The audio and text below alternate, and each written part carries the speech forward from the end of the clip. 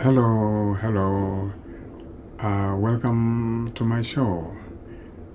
Um, those of you who have not watched my show before will need to know who I am.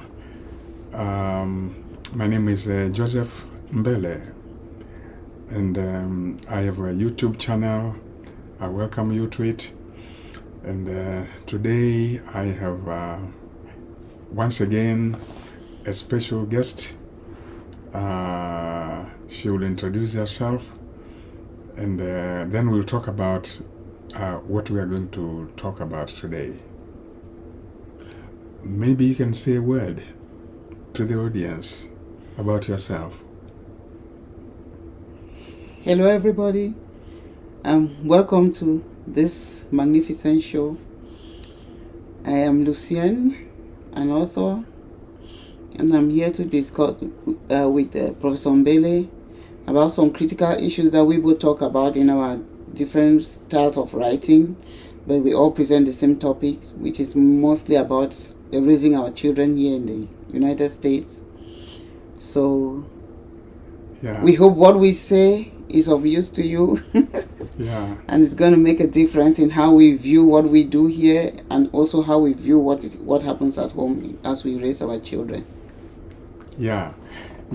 So we have actually recorded a video before.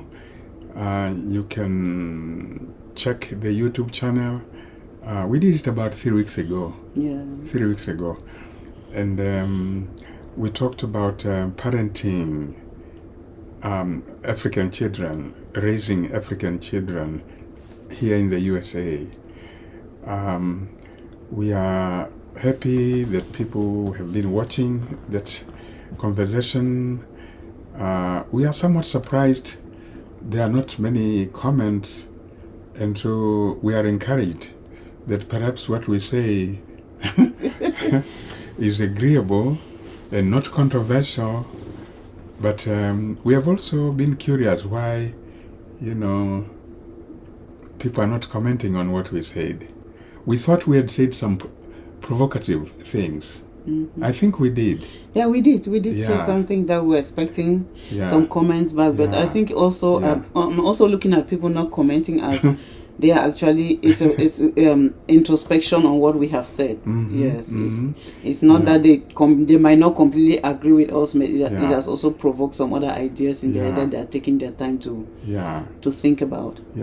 We raised some difficult issues. We raised some probably controversial issues, but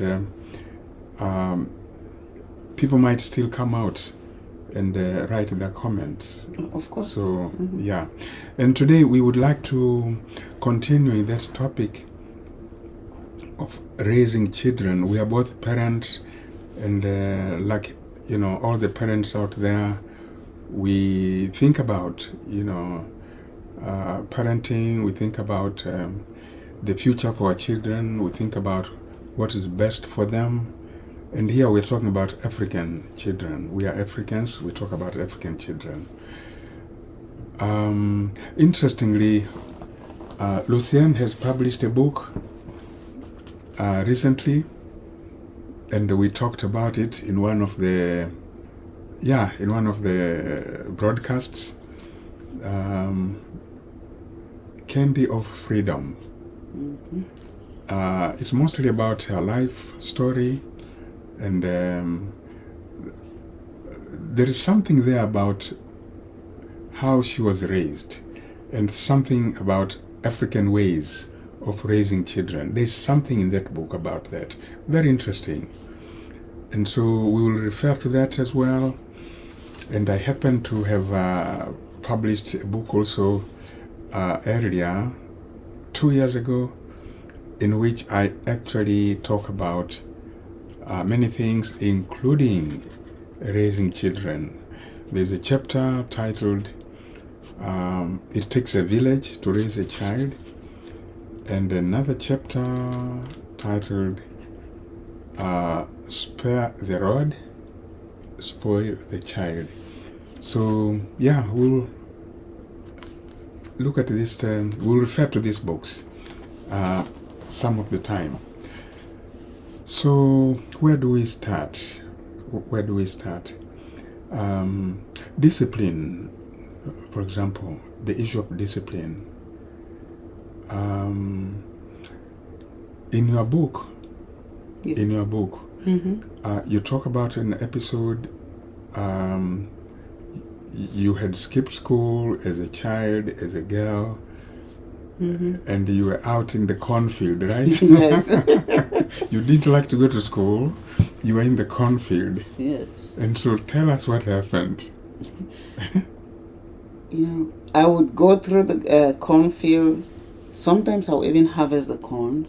There will be fruits also there. I will harvest the fruit and eat. And when you are tired, you look for a space in the cornfield, which is like under a mango tree, or is it under a guava tree or something, and you take a shelter in that space.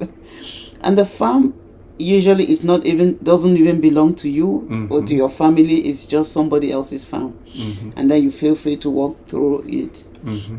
And when a neighbor or the farmer would see me, and the farmer would come and beat me up. I grew up in Africa, and so we would understand when they say they use the culture.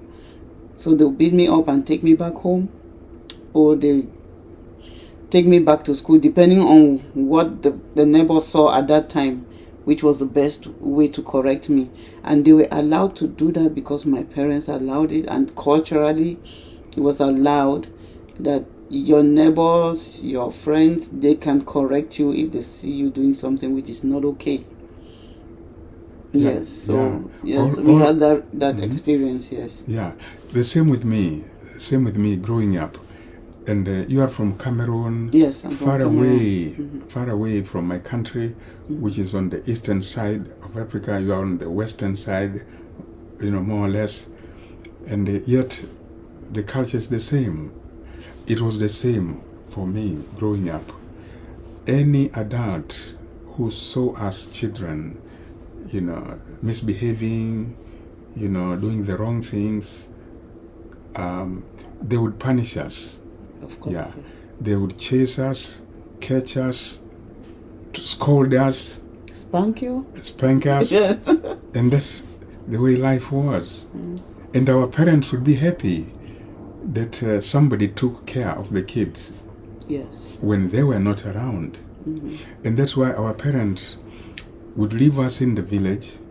They would go to the farms. I grew up in a village. Parents would go to the farms, leave the children in the village, knowing any adult who is there or who passes through the village will do the parenting. Yes. Yeah. Yeah. I told this story to some parents, African parents, in a town in Minnesota, a town called Mankato.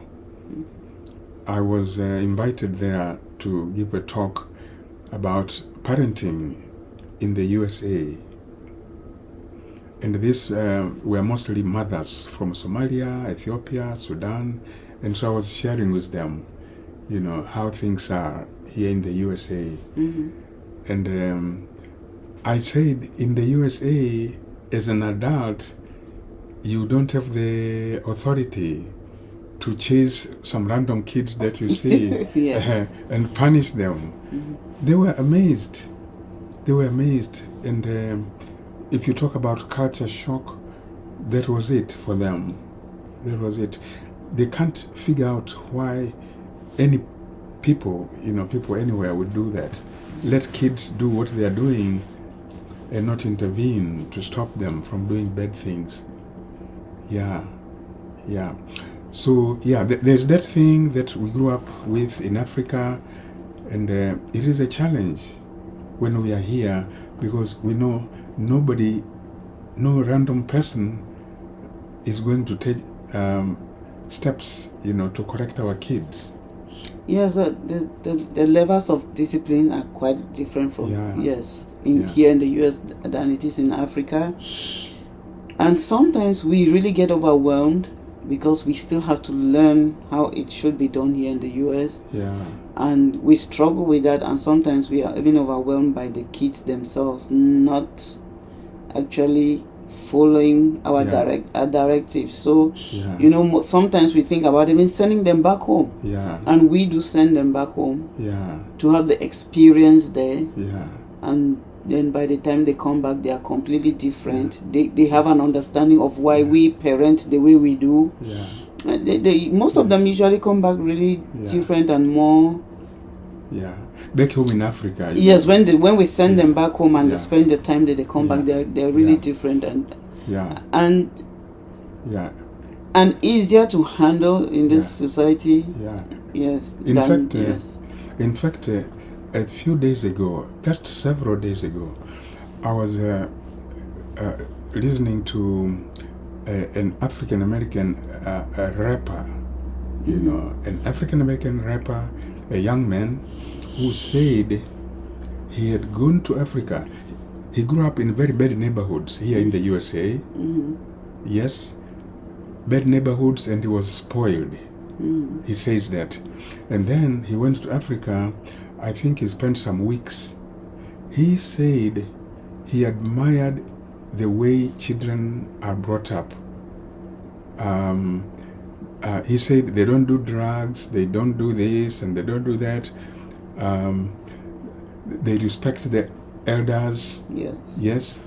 And they don't fight over the things that young people fight over here. You know, certain types of shoes, whatever it is, you know. And he said he has completely changed as a result of being in Africa for those few weeks. I just forget the name. I also had read some years ago a story of an African American school, I think it was in southern USA, which had a program of sending, it was a black school in the southern USA. They had a program of sending the children to Kenya. Specifically, it was a program sending them to Kenya where they lived in the village and completely, you know, changed their perspective on things by observing the village children, the interaction between those children and the parents, the children and adults. And the conclusion was that it was a very beneficial experience. So I've also heard about African parents here in the USA who feel, you know, they need to send their kids, you know, to Africa. They do. In my book, I have written about this a little bit in the book Chickens in the Bus. Yes. And one of the things I said was that the culture shock for the children who have grown up here, and suddenly we fly them into, say, an African village. Maybe the culture shock could be too much at the same time. I don't know.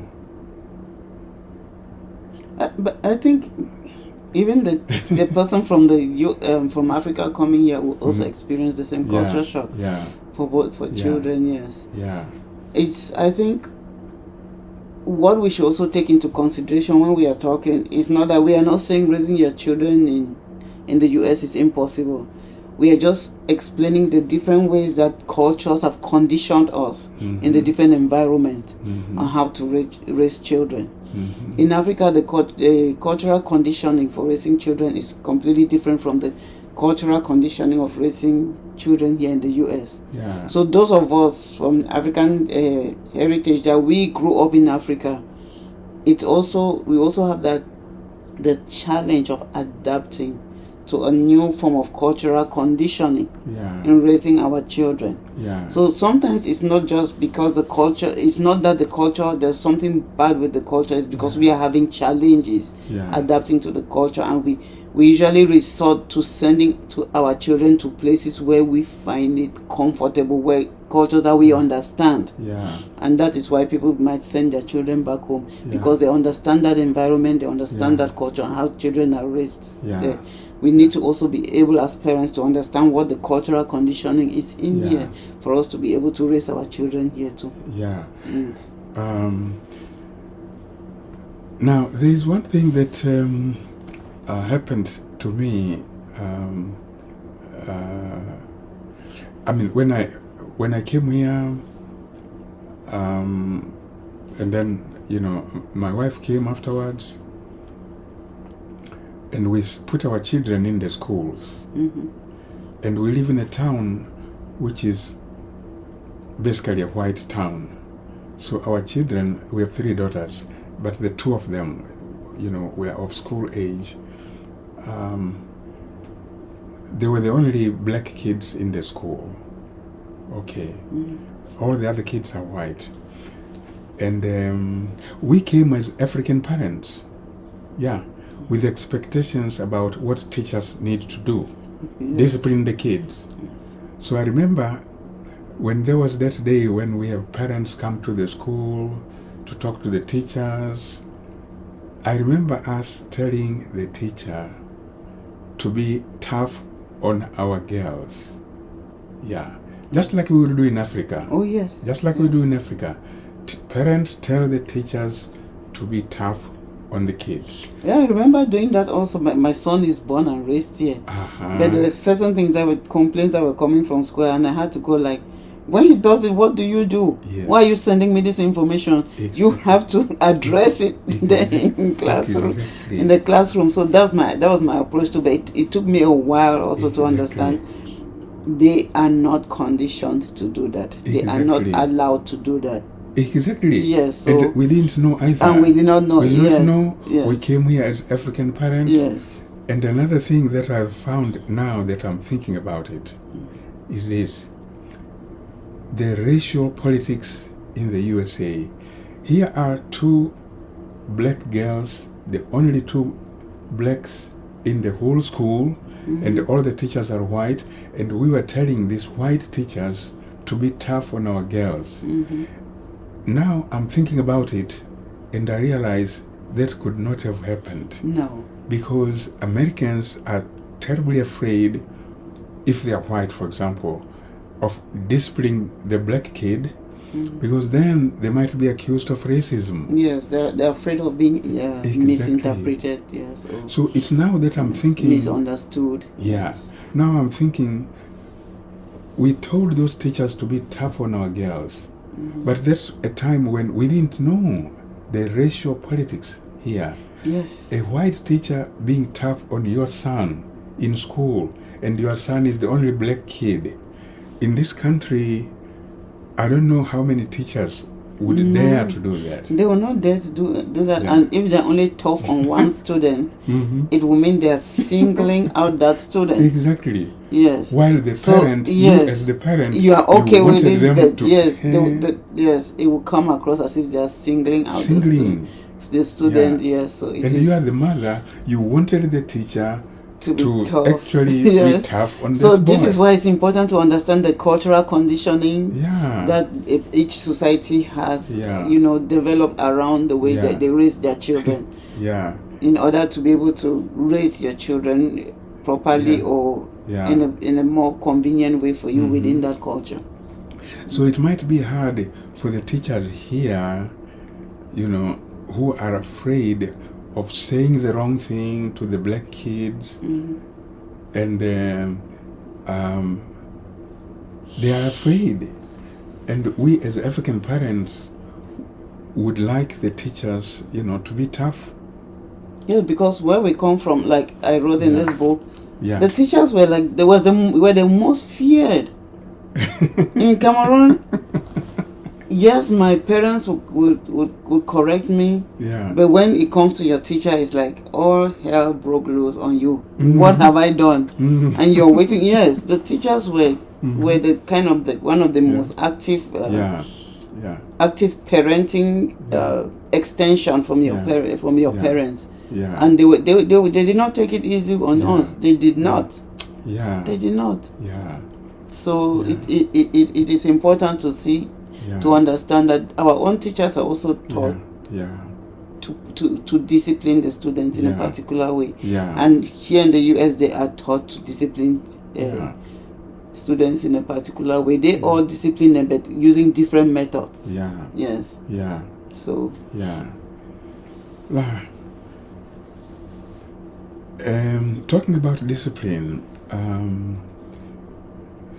okay, I have an essay here, in which I talk about this controversial subject of spare the rod, spoil the child.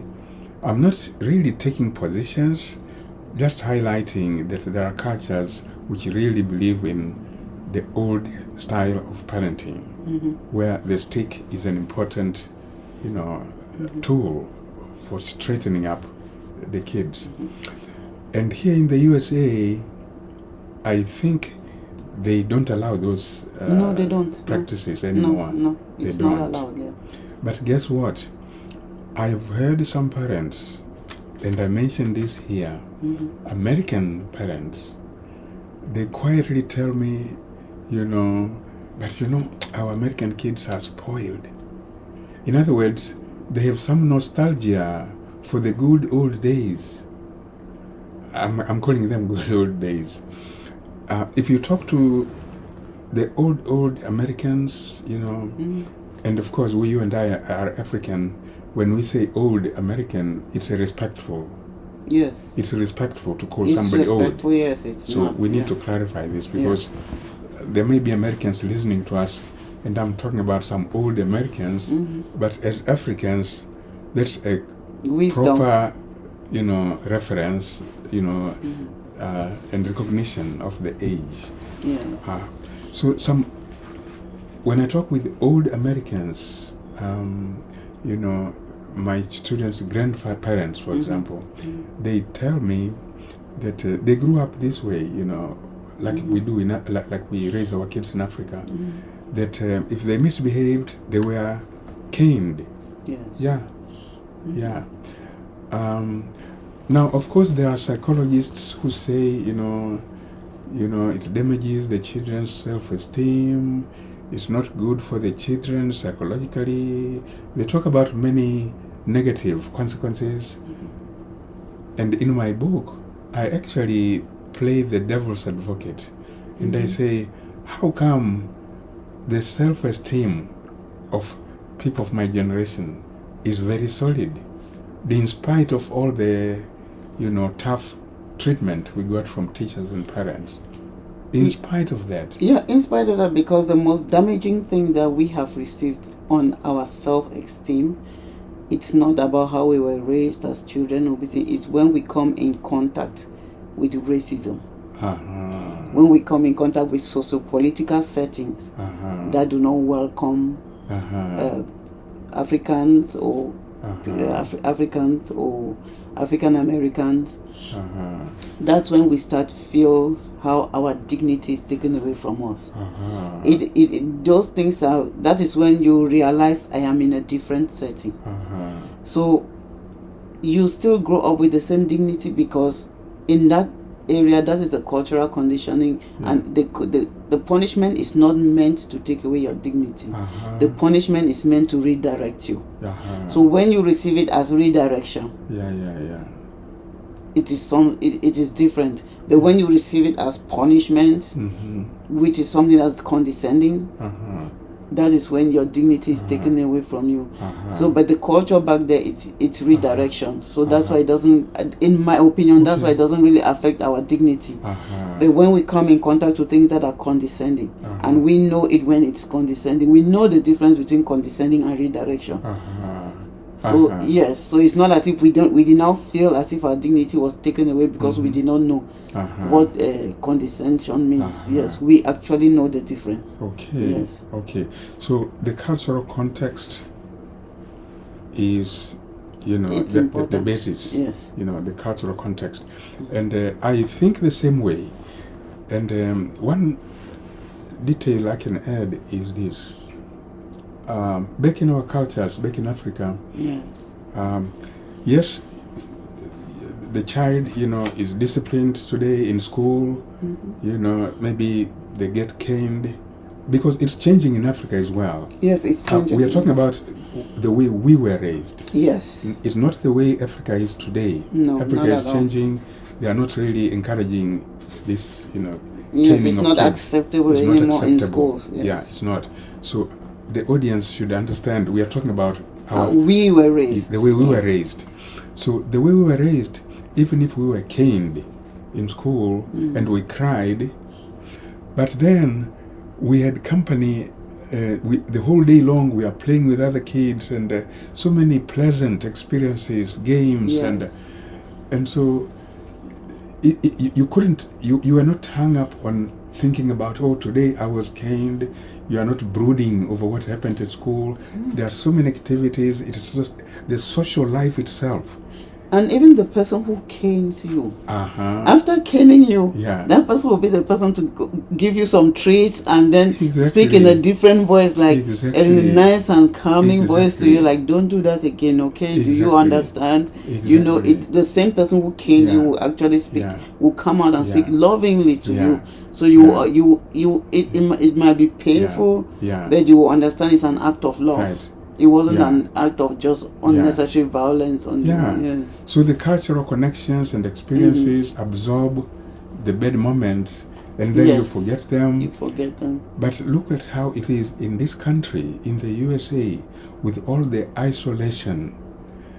That child will come home and there is no company. They are not playing with other kids, running around the bushes like we used to do. The child comes home, Rolling sits at Tires home. along the road, Yeah, running down the hill with our butt on the mud. Exactly. in the mud. yeah. And I think those things, dissolve all the pain. Yes. But now here, that child comes home, sits alone in the basement, has no company, no real entertainment and exciting moments with other kids. They may be brooding now about what happened at school, I think. And that is probably going to damage them. And maybe those are the things that lead psychologists to talk about, self-esteem issues. One thing I have about this country, this USA, is there's isolation, loneliness. The lack of that human interpersonal relationships, That's the human thing. interactions. Yeah. And I think that accounts for a lot of the problems that happen in this country. Yes, as we raise our Yeah, children. yeah. The loneliness is a big problem. In fact, the moment I came to St. Olaf College, where I teach, a college in Northfield, Minnesota, we have study abroad programs. We send students, to other countries. And so I used to advise students who go to African countries, Tanzania, Botswana, South Africa, and colleges take students to Cameroon and Senegal and Gambia, everywhere. I used to tell these American students, when we talked about issues of loneliness, for example, I would say, okay, you are going to Cameroon, or you are going to Senegal, you are going to Tanzania, you'll be there for a semester or a month. If you find anybody, any African, who says he or she is lonely, come tell me, I'll give you $50. I used to say those things. The students would go to Africa, spend a semester, they come back, they never told me that they saw an African who was lonely. And I used to be very, confident telling them that the very notion of loneliness is alien in our cultures. How can you be lonely if neighbors come, random people come to your house anytime to greet you? Just like you said, you are here and people come and go. Come and go, yes. How can you be lonely? No, you cannot be. Yeah. How can you be lonely? So I want us, I'm happy, at least personally, that what you have said and what I've said focuses on the cultural context. Yes. Yeah. The child at school will be punished but that teacher will be the one, entertaining them or giving them some treats, candies. candy or something. Yeah, yeah. The next time, I hope you Yeah. do better. So Yeah, yes, yeah. And it's all out of love. That's the other thing. And for some reason, as children, if we remember now, if we try to recall what it was for us as children, how did we feel? I think first we didn't take it personally. No. If we did an exercise in school and we failed, we actually thought the punishment is something we deserved. Yes. We actually accepted it. We accepted the punishment. It was the natural conclusion of It was that a natural process. conclusion. I have failed, and so I'm expecting to be beaten. Yes. So yes. Yeah. I know people will really come after us for even appearing to be endorsing these things. That's how we were raised. So what we are doing, we are expressing how we felt. Yeah. Nobody else can express that better than me. Yeah, that's the thing. I experienced it, Yeah. so nobody else can experience it. Talk about it better than me. Yeah. The living person who experienced it, what it was for me. And we don't bear any grudges. No. I do appreciate research and all of those things, but sometimes they miss the human element in most of the things that are being spoken. They quantify stuff, yes, but they do. They in the course of quantifying things, they actually miss out the human stories behind the psychological story. So sometimes even the psychological conclusions come from compounded data that they have had, which doesn't have much about the personal stories. So they'll just know if you beat 50 children, the 50 children will get sick. But you have to ask those individual children, how was it like to be beaten? And they can express it. Do you think I wanted to be beaten? No. I did not enjoy it when it was happening. But that was the process, and that's how I was raised. Yeah, and it was contextualized. Yes. That if you did well, you were rewarded. You were rewarded, yes. And the reward was both ways. You didn't do well, you are rewarded. You do well, you are rewarded. So it makes you to strive for the better reward. Yes. And in my village, our teachers, especially one who came exactly from my village, he used to tell us that there were other kids, years and years before us, who had done so well. One of them was actually in the USA, one was in Europe. Yes, he used to tell us the stories of these successful former students of his, and he would be caning us and telling us, "You are letting me down. I want you to be like those two." Yes. One of them was Maria. She was in Europe. Another one was Michael. He was in the USA. I mean, role models. So the teacher was upset with us because his dream was we should be like those ones, successful, and we have gone to Europe. And in those days, going to Europe was the ultimate achievement. Absolutely. So the context again, the message that the teacher delivered while caning us, it made us realize, we could actually be, like Mary and like Michael. Yes. Yeah. And there is something about caning that people might think it was originally an African thing. It wasn't. This thing was introduced with the school system. And who introduced the school system in Africa? The colonial masters. Yeah. So it has ties to colonialism as well. It's not like it was African tradition from the get-go, from our forefathers way back to do this. There were no formal educational systems. And this was introduced by the colonial masters. And this is how the colonial masters, this is what they did with our grandparents, our great-grandparents when they were working in the fields as slaves. They even had overseers who also had to to beat up people. Yeah. So they learned this style of discipline from the colonial masters, and it became something that they were using in their own way to raise their children, and they thought it was something. Yes, it was something good. Yeah. My dad, if I go back to his story, yes, it was after colonization, but he, as a kid, worked as a carpenter to pay his fees. Okay.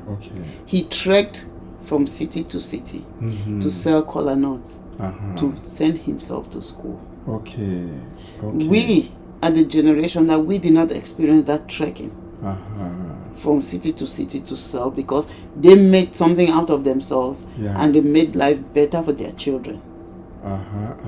Yeah, so this idea of how we discipline and raise our children, it actually changes from generation to generation. There's a modification with each generation that comes in. Yes. My father sent himself to school. But his parents were proud of him doing that. They supported what he was doing to go to school. But none of them could read and write. Yes. So it is something that we should also be look at it like even when the formal system of education was introduced, it wasn't introduced in a system where people were literate in the system of formal education, because they were all literate in oral education. Absolutely. Yes. In handing down, and that was within the family, within your friends, friend groups. We did not need caning, we did not need cudgel for that kind of information to be transmitted from one person or the other. But the formal education came and it was twisting everything. It brought these things. These things, yes. And you're right. Our ancestors, they had their own way of raising the kids. Yes. And their own way of disciplining the kids. And I think those of us who do research need to go into this topic now. Yes. And do research how, discipline was maintained or cultivated in the children. There are some things that we know. There were initiation practices, where children, when they get to a certain age, they were brought together. The boys, being taught and trained, and the girls who be taught to be girls. Yes, exactly. And so anthropologists have done some of the work. If we read this, we will get a sense of how it was. Yes, there was a cultural education and social conditioning at that time. Exactly. Yes. Exactly. And what you say about our grandparents not being literate but sending our parents to school applies to me as well. Yes. My grandmother, my grandfather, on my father's side, they didn't know how to read and write, never went to even first grade. But they insisted that their children, that like my father and his brothers, they all went to school. Yes. Yeah. So they somehow knew there was, there was a new world coming with the school system, and that the kids need to go get something in order to be somebody in the new world. Exactly. Yes. In fact, the novelist Ngugi wa Thiong'o from Kenya has a novel in which it's called The River Between. Where you find a grandpa or an old man telling the young boy, go to these white men's schools, get their knowledge, and come and save your people, help your people. It's like you go grab the knowledge, it will help save the people here. Yes. And if you read, because you talk about Ngugi wa Thiong'o, I also read this Mongo Betty, the old man and the medal, where he was like, it's a Cameroonian author. He was talking about how they were treated, and this maker was the man that was given the medal. He had to wear his shoes from the colonial masters. If you see the interaction and the dynamics between the colonial masters and the locals at that time, you will understand how all of this changes in the way the children are raised happened. It is. If we go back to those older African writers, there is a lot of information that is there that we can also use to trace back to where we are today. Absolutely. Yes. And I was going to say, this seems like a topic for another day. If we can, I'm excited that you're talking about Mongo Betty. We loved Mongo Betty. Yes. We loved Ferdinand Oyono. Yes. Oh, we should have another conversation someday. We should. Where we can recall our experience of reading these African writers. Yes. Yeah, why not? Yes. Why not? And we can resurrect those books back because they were really very, very good books. Yes. I do teach one of them once a while. Ferdinand Oyono. Yes. Yeah. Maybe we should stop here for today. Yes, I think we've even gone longer than we anticipated. Yeah. And we have other days, to do more interviews, and we want people to know we are just, recording our thoughts randomly. We are not really rehearsing before we come to the show, and we want this to be a record of our reflections, very informally, and we want to invite comments. Let's have a broad conversation. We can share and learn from one another, and we are not claiming to be experts on anything. No. So thank you very much for coming to the show again. You're welcome. Absolutely. Thank you for inviting me. It's always a pleasure. Very much a pleasure. Yeah.